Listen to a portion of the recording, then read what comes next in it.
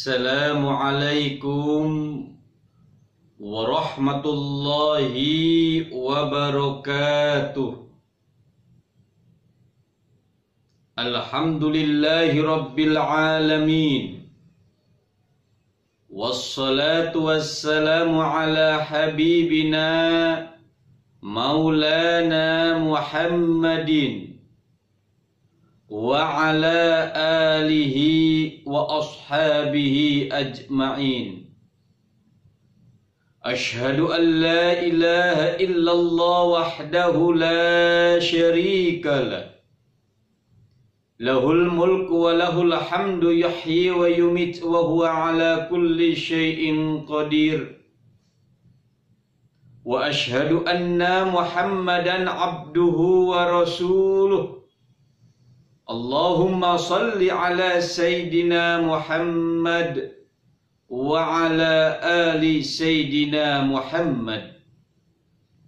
Hadirin para pemirsa jamaah yang semoga kesemuanya dalam rahmat maghfirah karunia Allah, ma'asyiral muslimin rahimakumullah.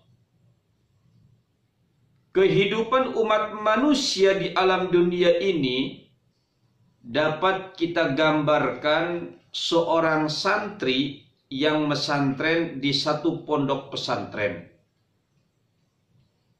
Santri yang mesantren di satu pondok pesantren tidak secara tiba-tiba dia langsung mesantren.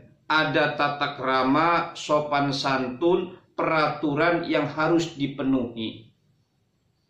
Pertama, pendaftaran dulu, dia harus daftar. Sesudahnya daftar, menyatakan dirinya sebagai santri.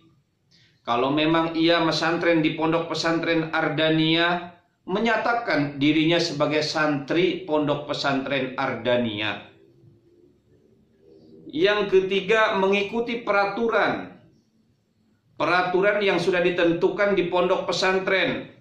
Jadi kalau santri hidup sekarpe dewek, semaunya sendiri, itu namanya santri nakal. Di dalam peraturan ada yang namanya peraturan keseharian, ada yang namanya peraturan pendidikan, dan harus mengikuti kegiatan pembelajaran.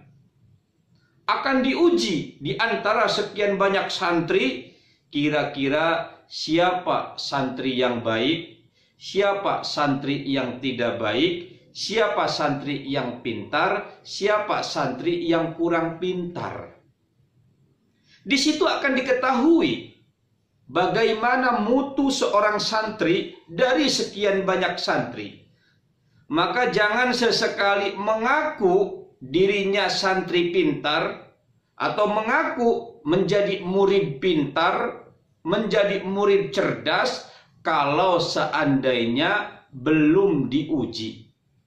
Sesudahnya diuji, maka akan diketahuilah antara semua santri siapa santri yang baik dan siapa santri yang tidak baik.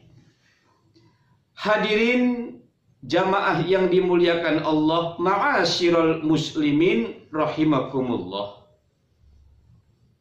Di dalam gambaran santri ini dapat kita gambarkan kehidupan umat manusia. Jangan sesekali kita mengaku diri kita hamba Allah. Jangan sesekali kita mengaku diri kita ini sebagai orang yang beriman. Jangan sesekali kita mengaku diri kita ini adalah sebagai kekasih Allah sebelum melalui tahapan-tahapan. Tahapan yang pertama, pendaftaran sebagai santri. Artinya apa? Kita mendaftarkan diri sebagai orang Islam. Apa pendaftarannya? Dengan mengucapkan 2 kalimat syahadat.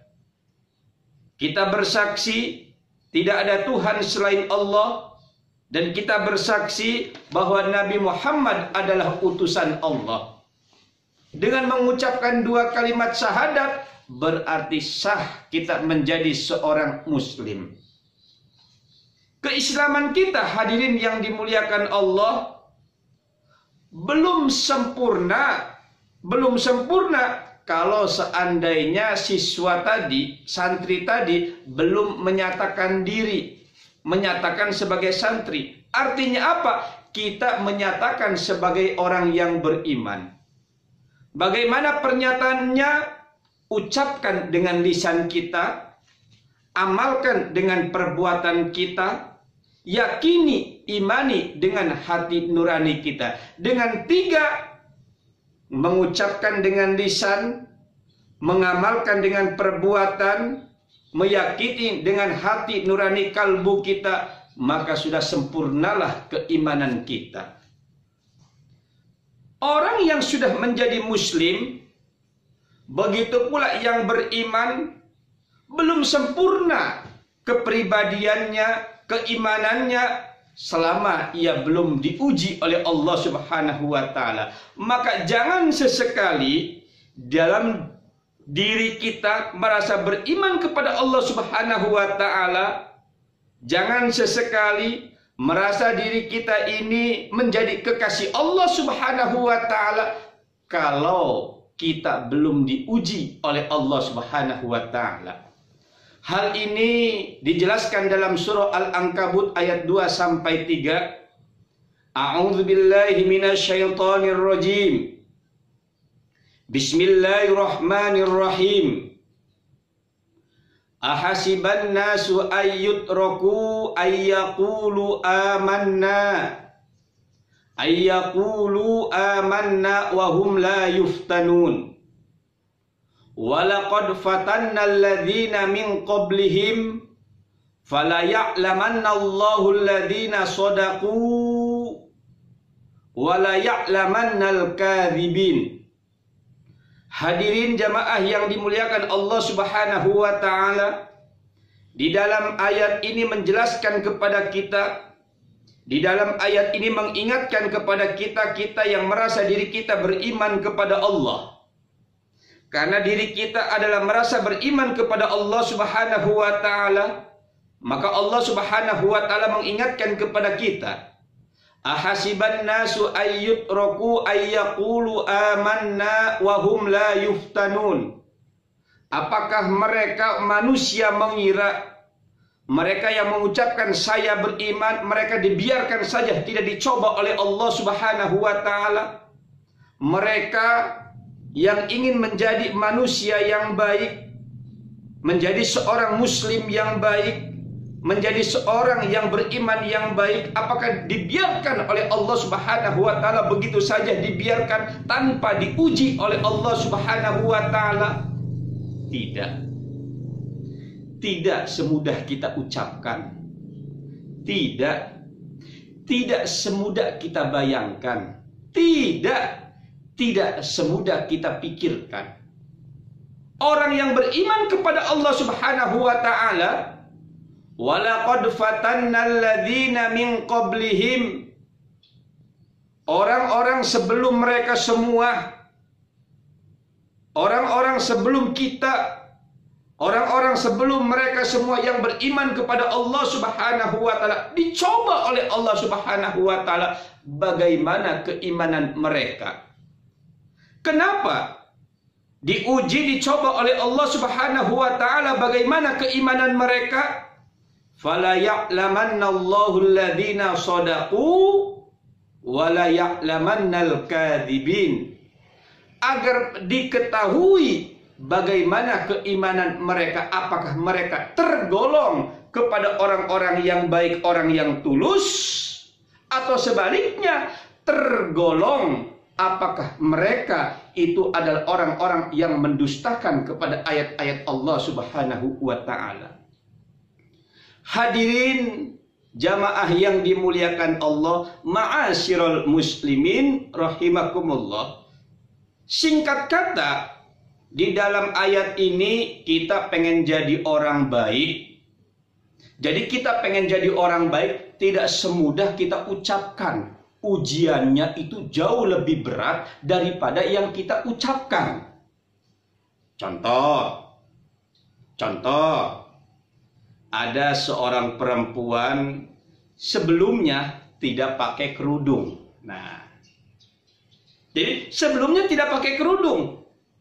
Satu waktu terpikir kepengen pakai kerudung, pengen jadi orang baik, pengen jadi orang soleh, menutupi auratnya. Itu adalah bagian dari keimanan.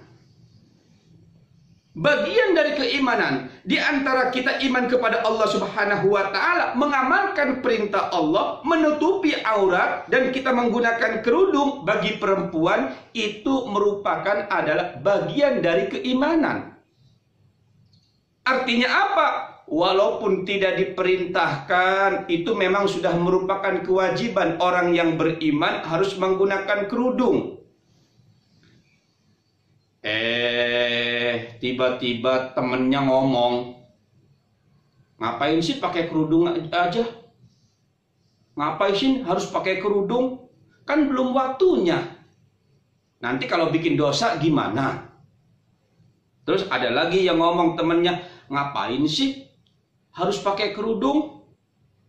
Ya, apa sih hubungannya sama kerudung? Iman-iman, kerudung-kerudung. Ya udah, iman mah kepada Allah, ya kerudung. Membisiki dengan berbagai macam alasan. Kerudung bukan bagian dari keimanan. Kerudung bukan dari kewajib, berbagai macam alasan. Sehingga akhirnya dia ragu. Nah, dari contoh kecil ini hadirin yang dimuliakan Allah Subhanahu wa Ta'ala, orang yang berbuat baik, yang iman kepada Allah Subhanahu wa Ta'ala, langsung akan datang bisikan setan yang masuk ke dalam jiwa manusia.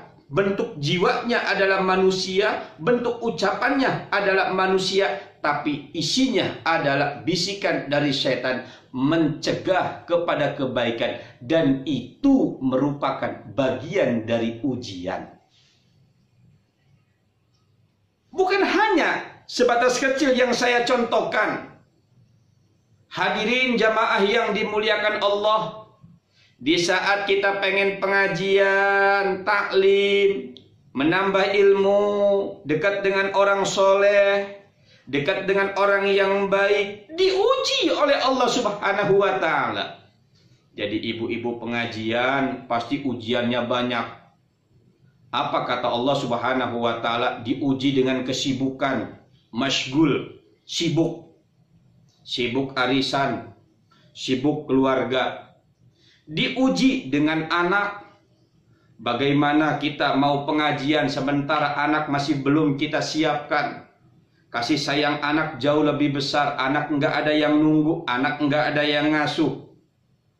Begitu pula kita banyak pekerjaan, waktunya kita ibadah, sibuk dengan pekerjaan kita. Kesemuaannya itu merupakan adalah ujian. Diuji oleh Allah Subhanahu wa Ta'ala.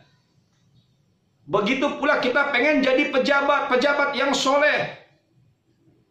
Kita pengen menjadi orang yang baik, orang yang searah dalam perintah Allah Subhanahu wa Ta'ala. Diuji oleh Allah Subhanahu wa Ta'ala.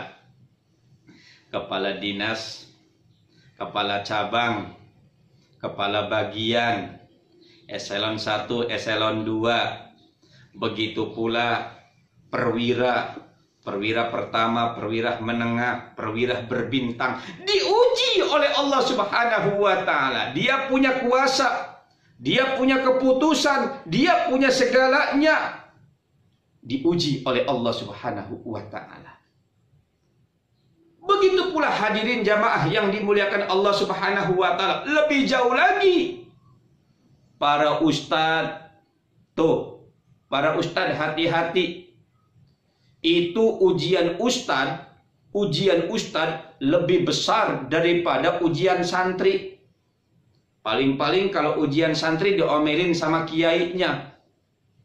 Ujian ustadz lebih besar karena berhadapannya secara langsung. Ujian ustadz lebih besar daripada santri. Ujian kiai, nih, ujian kiai jauh lebih besar daripada ustadz. Berhadapan dengan masyarakat, berhadapan dengan pemerintahan, berhadapan dengan lingkungan, berhadapan dengan keluarga, diuji oleh Allah Subhanahu wa taala.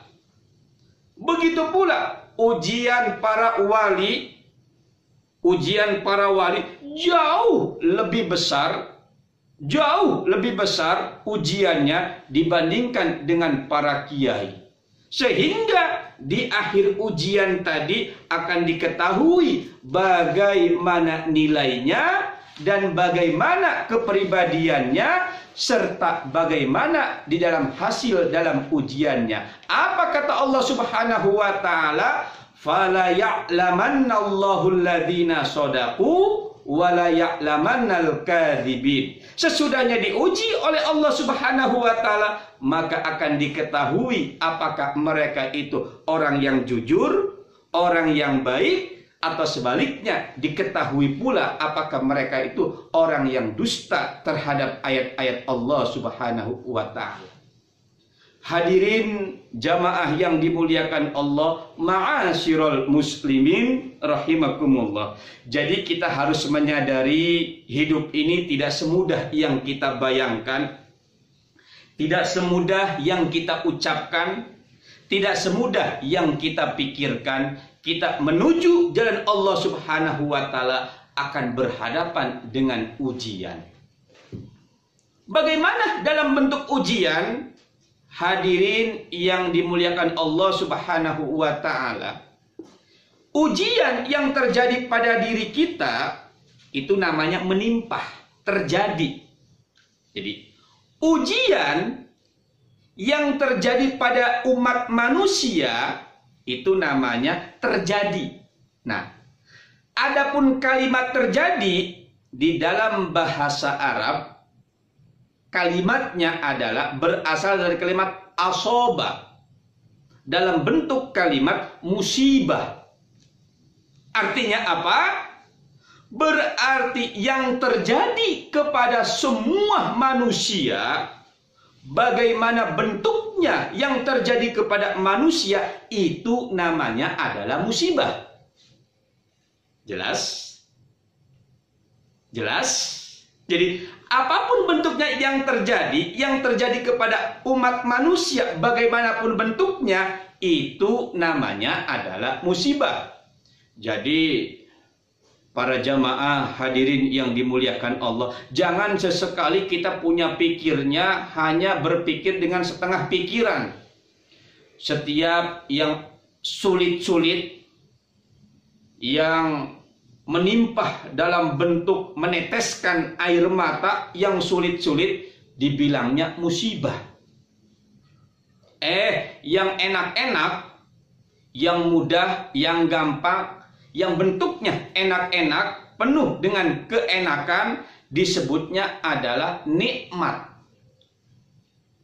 Padahal apapun di dalam diri kita yang terjadi, apakah itu dalam bentuknya sulit atau mudah, pahit atau pula enak, sakit atau pula sehat, terus muda atau pula tua, kesulitan atau pula kemudahan, semua apa yang terjadi pada umat manusia, apapun bentuknya yang kita rasakan, itu namanya adalah musibah terjadi. Jadi misalnya begini, jangan sesekali kita berpikir hanya sebelah. Di saat seorang perempuan sederhana, hidung pesek, mata sipit, kulit hitam, dibilangnya musibah. Sebaliknya, seorang perempuan cantik, kulit putih, mata pun enak dilihat, ditambah lagi hidungnya mancung, bilangnya anugerah. Ini adalah pemahaman saudaraku yang dimuliakan Allah. Pemalangan hanya sebatas pemahaman pemikiran pribadi. Di saat uangnya banyak, bilangnya karunia. Di saat kagak punya duit, bilangnya musibah. Kecelakaan, musibah. bahagia, kenikmatan. Ini adalah pemikiran yang tidak tepat. Jadi yang paling tepat, apapun yang kita rasakan kehidupan di alam dunia, sulit atau pula bahagia, senang atau pula sengsara, miskin atau pula kaya, semuanya adalah musibah. Diuji oleh Allah Subhanahu wa Ta'ala. Dan di antara semua ujian yang diuji yang paling sungguh sangat berat di dalam kehidupan ini, hadirin jamaah yang dimuliakan Allah, adalah ujian kenikmatan. Kenapa? Di dalam hidup ini yang paling berat, musibah yang paling berat adalah musibah kenikmatan.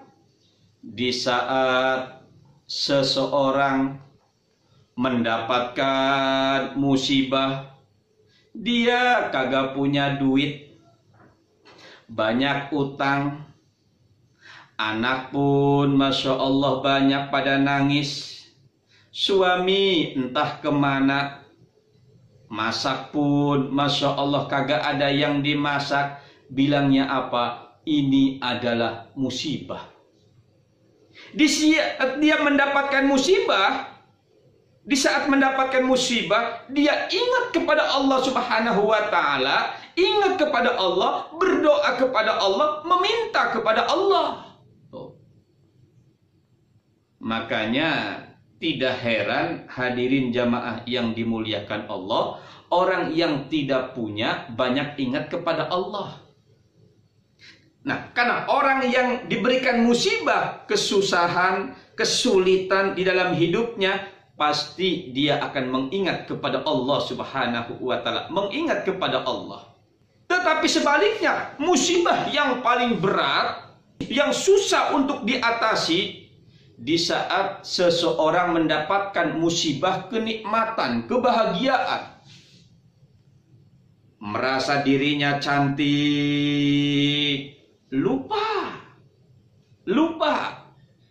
sombongnya, naudzubillah, cekakak cekikik, pakai kacamata hitam, antingnya gede, celana pun ketat, ditambah lagi kaos kelihatan dadanya, sombongnya. Padahal itu merupakan ujian dari Allah Subhanahu wa Ta'ala. Kecantikan merupakan ujian paling berat.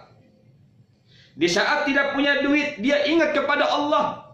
Di saat dia punya duit banyak, kekayaan berlimpah, jabatan pun subhanallah istimewa, megah, semua serba ada, lupa kepada Allah Subhanahu wa Ta'ala, merasa dirinya adalah segalanya. Padahal apa yang ia rasakan, jabatan yang tinggi, kemewahan yang ada, rezeki yang berlipat ganda, itu merupakan ujian dari Allah Subhanahu wa Ta'ala. Jadi segala sesuatu yang kita rasakan kehidupan di alam dunia ini, baik itu suka atau pula duka, semuanya adalah musibah.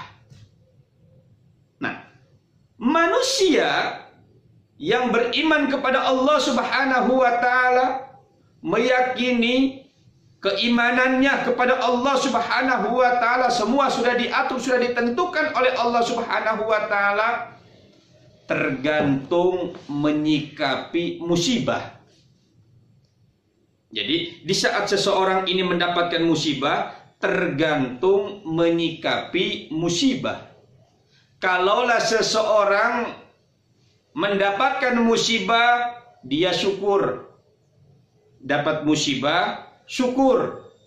Punya duit banyak, syukur. Kagak punya duit, syukur. Dapat kemudahan, syukur.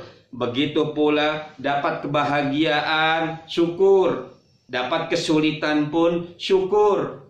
Dapat rezeki banyak, syukur. Jabatan naiknya tinggi, syukur. Kita dapat kemuliaan dalam hidup kita, syukur. Tetapi sebaliknya, di saat kita mendapatkan musibah, diuji oleh Allah Subhanahu wa Ta'ala, yang ada kufur. Jadi hati ini yang ada ngedumel, ngomongin terus. Dapat rezeki dikit, ngomong kagak ada syukurnya, yang ada kufur. Dapat duit banyak, sombong, kagak ada syukurnya, malah ngejelekin orang lain, ngehina orang lain, mencaci maki orang lain, menjauhi orang lain, yang ada kufur. Begitu pula diuji, kulit hitam, kufur, hidung pesek, kufur. Begitu pula diuji oleh Allah, kulitnya putih, kufur, dia lupa. Hidungnya mancung, kufur, gayanya sok kayak selebritis, kufur kepada Allah Subhanahu wa taala. Jabatan diangkat oleh Allah Subhanahu wa taala setinggi derajatnya, kufur, dia melupakan kepada Allah Subhanahu wa taala. Jadi seseorang keimanannya akan diuji oleh Allah Subhanahu wa taala, ujian dalam arti musibah. Dalam musibah ini menyikapi apakah bersyukur atau pula kufur. Hadirin jamaah yang dimuliakan Allah, ma'asyiral muslimin rahimakumullah. Orang yang syukur terhadap menghadapi berbagai macam musibah yang terjadi dalam kehidupan umat manusia, maka akan datang dalam jiwanya sifat sabar. Sabar. Di saat menghadapi kesulitan, dijalani dengan kesabaran. Di saat menghadapi malapetaka kehidupan, dijalani dengan sabar. Begitu pula di saat mendapatkan ujian yang sangat berat dalam kehidupan, suka atau pula duka, senang atau pula sengsara, tinggi atau pula rendah, dijalani dengan rasa sabar. Sesudahnya bersabar di dalam berbagai macam ujian, di dalam berbagai macam musibah, tadi yang pakai sampaikan saudaraku yang dimuliakan Allah, jangan sesekali kita berpikir musibah itu selalu yang negatif. Yang kita rasakan kenikmatan hidup kita itu adalah musibah yang jauh lebih berat. Bersyukur, orang bersyukur sabar, disikapi dengan ibadah. Wah, ini jauh yang lebih nikmat. Di saat kita merasakan kesulitan, kita jadikan kesulitan ini sebagai ibadah. Di saat kita mendapatkan kebahagiaan, bagaimana kebahagiaan ini dijadikan ibadah? Di saat orang lain mempercaya kepada kita, diberikan amanat menjadi anggota dewan, jadi wali kota, begitu pula jadi gubernur, lebih jauh lagi jadi presiden sebagai lahan untuk ibadah. Kesemuaannya sesudahnya sabar, ibadah, kita tawakal kepada Allah Subhanahu wa taala. Maka seorang yang mendapatkan musibah, dia bersyukur, syukur dijadikan sabar, ibadah dan tawakal, maka jadilah hamba yang tersayang, kekasih yang tersayang, disayang oleh Allah Subhanahu wa taala. Hadirin jamaah yang dimuliakan Allah, ma'asyiral muslimin rahimakumullah. Makhluk Allah Subhanahu wa taala di alam dunia yang bernama manusia ini ada berbagai macam tingkatan. Ada yang namanya makhluk bernama manusia. Jadi dia hanya sebatas manusia. Ada pula saudaraku yang dimuliakan Allah Subhanahu wa taala, manusia meningkat menjadi hamba. Siapakah manusia yang menjadi hamba? Mereka yang sudah mengikrarkan diri menjadi orang Islam. Jadi baru hamba. Jadi kalau sebelum jadi hamba, sebelum mereka itu menjadi hamba Allah, hanya sebatas manusia. Mungkin dia kafir, mungkin dia itu adalah murtad, mungkin dia itu adalah fasik, ya, hanya sebatas hamba. Nah, dari hamba ini dari manusia ini menjadi seorang hamba. Karena dia sudah mengikrar diri menjadi seorang muslim. Nah, hamba meningkat, saudaraku yang dimuliakan Allah Subhanahu wa taala, hamba yang tercinta. Siapakah hamba yang tercinta? Mereka yang beriman kepada Allah Subhanahu wa ta'ala. Jadi seseorang yang Islam, ia beriman kepada Allah Subhanahu wa ta'ala, dia adalah hamba yang tercinta. Nah, sesudahnya ia beriman, meningkat menjadi orang yang bertakwa. Siapakah orang yang bertakwa kepada Allah Subhanahu wa ta'ala? Menjadi hamba yang betul-betul tersayang. Jadi hamba yang tersayang, kekasih yang tersayang, mereka adalah hamba yang bertakwa kepada Allah Subhanahu wa ta'ala. Hamba yang bertakwa kepada Allah Subhanahu wa ta'ala, atau lebih jauh lagi kekasih yang tersayang, pertama, saudaraku yang dimuliakan Allah, ia akan dilindungi oleh Allah Subhanahu wa ta'ala. Ucapannya akan merupakan nasihat pitutur. Diamnya akan menjadi ibadah. Keputusannya merupakan kasih sayang. Zikirnya merupakan ibadah kecintaan dan kemuliaan. Dilindungi oleh Allah Subhanahu wa ta'ala. Di mana ia berada, dilindungi oleh Allah Subhanahu wa ta'ala. Tidak ada orang lain yang menggibahnya, tidak ada orang lain yang memfitnahnya, tidak ada orang lain yang menjelek-jelekannya. Dilindungi oleh Allah Subhanahu wa ta'ala. Bukan hanya dilindungi oleh Allah Subhanahu wa ta'ala, kekasih Allah yang dimuliakan Allah akan selalu dimudahkan.